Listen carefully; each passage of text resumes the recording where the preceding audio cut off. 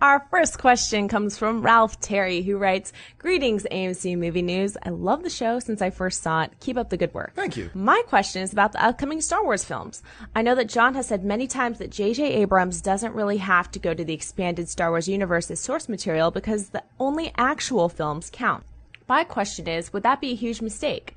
The Star Wars expanded universe is just so big that I think it would be almost impossible not to use characters from it included in some way. I mean, it's not like they can just pick up the story with Luke, Leia, and Han minutes after the destruction of the Death Star. It's the same as the dreadful Catwoman movie with Halle Berry. How do you make a Catwoman film without one single mention of anything from the Batman world? I mean, am I wrong? May the Force be with you. Thank you very much for the question. Okay, let's start with the comparison, because I was intrigued by the comparison. The comparison of the Catwoman movie to Star Wars. Remember, these are two very, very different things.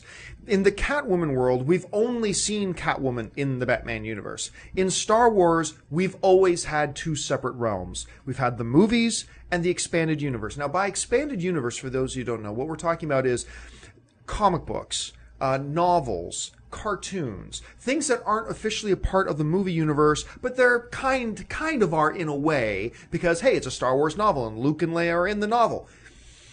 In the expanded universe, those novels and things are not considered G-canon, which means just because something happens in a Star Wars book, whether it's, Heir to the Empire series or, X-Wing Squadron books or whatever, just because that happens in the books doesn't mean that's what happens in the movies, or that the movies have to adhere to what happens. But, if a novel kills off Chewbacca, which one of the novels did, killed off Chewbacca, how on earth do you kill Chewbacca? You know how? You know how they killed Chewbacca? How? They hit him with a moon.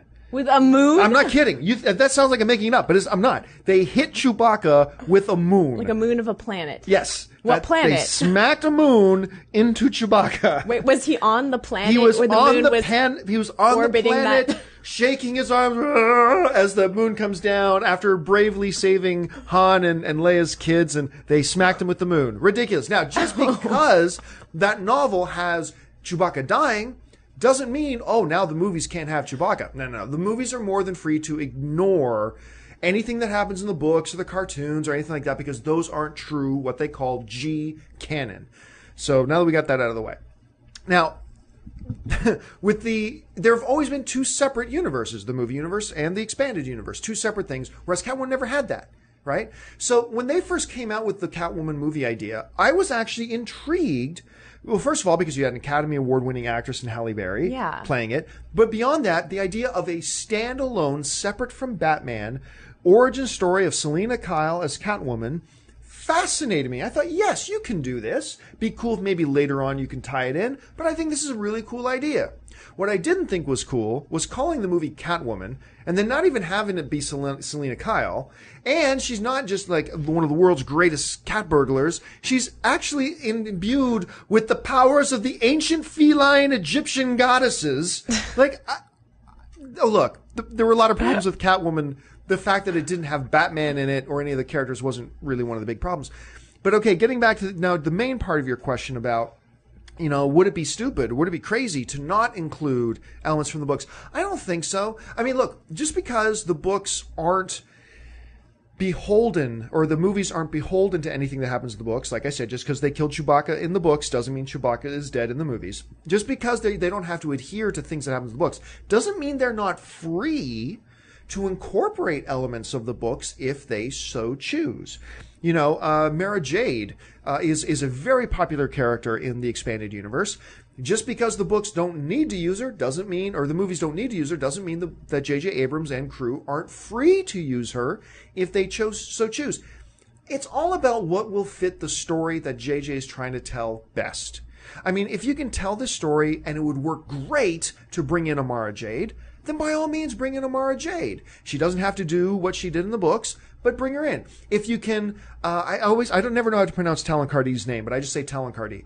If it works to have Talon Cardi in the story, then bring in Talon Cardi in the story. That's great.